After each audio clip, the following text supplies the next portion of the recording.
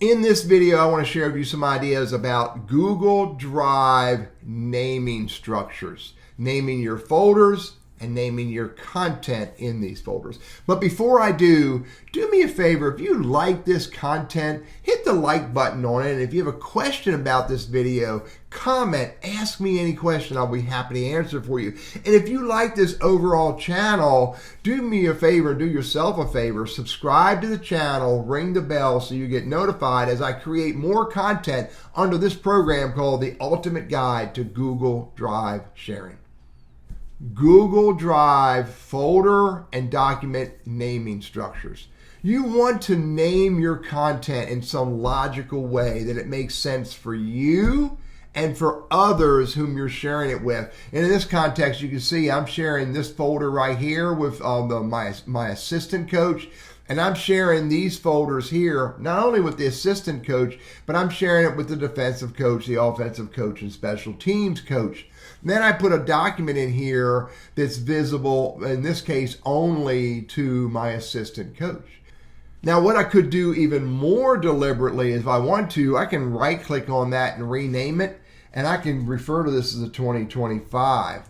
And I can rename this and make this all about 2025, because I'll have folders coming up in the future for subsequent years. So name it 2025.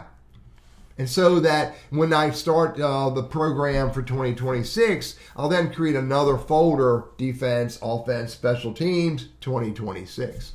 Additionally, when you create a document in a folder, you'll notice that if I hit new and new sheet, create a new sheet, and I want to start creating, revenue. This is the period. This is the sponsor. This is the date. This is the amount they donated. And I can create this spreadsheet and then, put all the information into it, come out of it. Now it's sitting right there for anybody to get access to, including myself. But wait a minute, I don't know what that is. I didn't name it appropriately. So what I should have done, whether I was in the spreadsheet, I could have clicked up here and renamed it. Or if I'm looking at it in my Google Drive, I can right-click and rename it. And I need to call it Team Revenue Projections.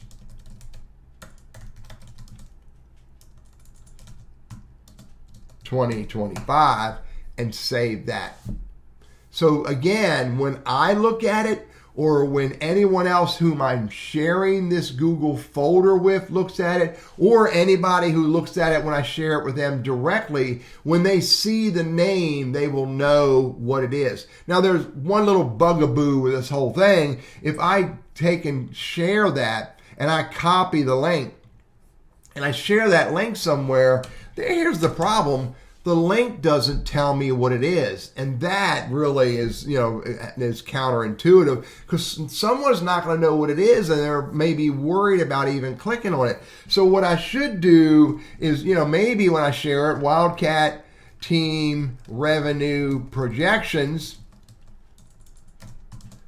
2025, and what I should do is call it that and then put the hyperlink behind that text. And the way you do that is you highlight the text and you hit insert link or Control K, paste the URL and hit apply.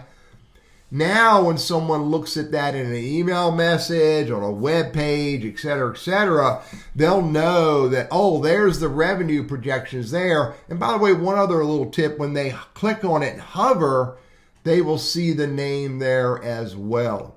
So really, it makes sense to be very purposeful about naming your folders, naming your content, and even instead of sharing this uninformative URL, put the text in there and put the URL behind the text so that it makes sense. I'm Teddy, your Google Workspace and Gmail guy. I hope this is helpful for you.